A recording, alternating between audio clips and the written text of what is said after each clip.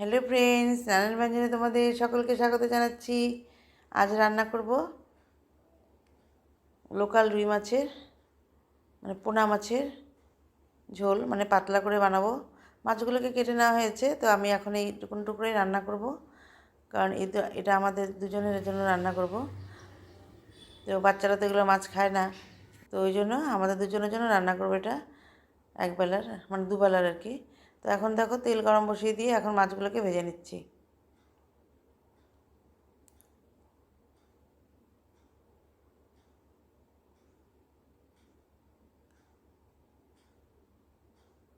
তো এই মাছগুলোকে উঠিয়ে নেব এখন ভেজে নিয়ে। আর এদিকে আদা আর কাঁচা লঙ্কাটাকে পেস্ট করে নেব। আর দেখো যে মাছের ভাজা করার তেলটা কালো হয়ে গেছে, আমার একটু লেট হয়ে গেল। এখন এর মধ্যে দিয়ে দিলাম মাছের মাথা দুটো।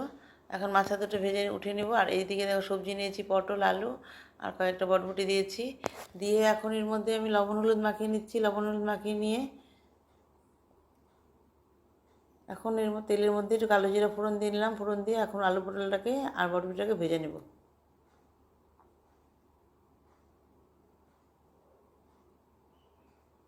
এখন আলু পটল আর বটবটি দিয়ে দিলাম, দিয়ে এখন এটাকে ভেজে নেব।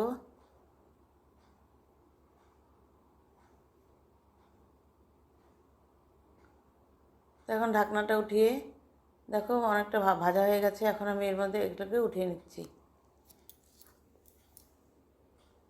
এখন কড়াইতে একটু তেল দিয়ে দিলাম। তেল দিয়ে নিয়ে এর মধ্যে এখন একটা তেজপাতা ফোড়ন করে দিলাম, আর একটু পেঁয়াজ কুচি করে দিয়ে দিলাম। পেঁয়াজ কুচি করে দিয়ে নিয়ে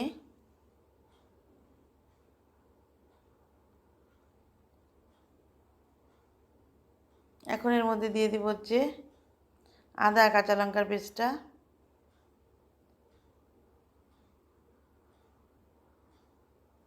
এখন এখানে আদা কাঁচা লঙ্কার পেস্টটা দিয়ে দিলাম। দিয়ে নিয়ে এখন এটা দেখো শুকিয়ে গেছে। এখন এর মধ্যে একটু পেঁয়াজের পেস্ট দিয়ে দিচ্ছি। তো পেঁয়াজের পেস্টটা দিয়ে ভালো করে নাড়িয়ে নেব। আমি ওইদিকে আরেকটা রান্না বসিয়েছি, তো ওই জন্য দুই দিকে করতে গিয়ে আমার এদিকে শুকিয়ে গেছে আর কি। এখন আমি এর মধ্যে দিয়ে দেবো লবণ হলুদ।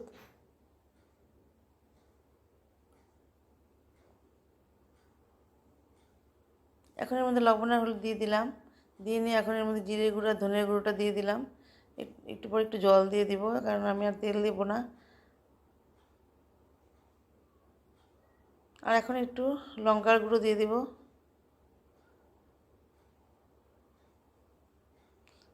অল্প সামান্য লঙ্কার গুঁড়ো দিয়ে দিলাম। দিয়ে এখন ভালো করে একটু মিশিয়ে নিচ্ছি। মিশিয়ে নিয়ে আমাদের একটু জল দিয়ে দেবো এখন একটু, কারণ মশলাটা একদম শুকিয়ে গেছে। একটু গরম জল দিয়ে দিলাম।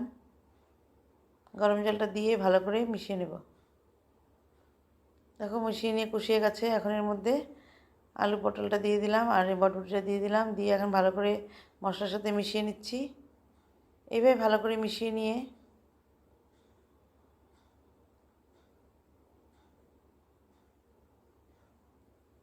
এখন এর মধ্যে গরম জল দিয়ে দেবো। আর এর মধ্যে একটু মশলা কষা আমার জন্য একটু উঠিয়ে রাখছি। আমার এরকম কষা মশলা দিয়ে খেতে ভালো লাগে। তো আমি দেখো একটু গরম জল দিয়ে দিলাম। দিয়ে এখন এর মধ্যে মাছগুলোকে দিয়ে দিচ্ছি।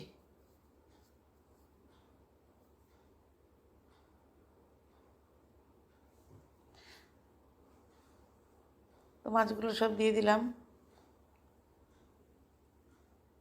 দিয়ে এখন ভালো করে ফুটিয়ে নেব, কারণ মাছের মাথার মধ্যে তার মাছ থাকে না, সেই জন্য একটা করে পেটি দিয়ে দিলাম। আর এর মধ্যে কাঁচা লঙ্কা দিয়ে দিলাম। দিয়ে নিয়ে এখন ফুটিয়ে এখন আমি নামিয়ে নেব। তো বন্ধুরা, তোমাদের যদি ভালো লেগে থাকে তাহলে প্লিজ একটু কমেন্টস করবে ও সাবস্ক্রাইব করে পাশে আসবে। এখন তখন ঝোলটা ফুটছে, এখন আমি উনানটাকে অফ করে দিলাম। দিয়ে এইভাবে আমার রান্নাটা শেষ হয়ে গেলো। তো বন্ধুরা, তোমরা সবাই ভালো থেকো, সুস্থ থেকো এবং অবশ্যই আমার পাশে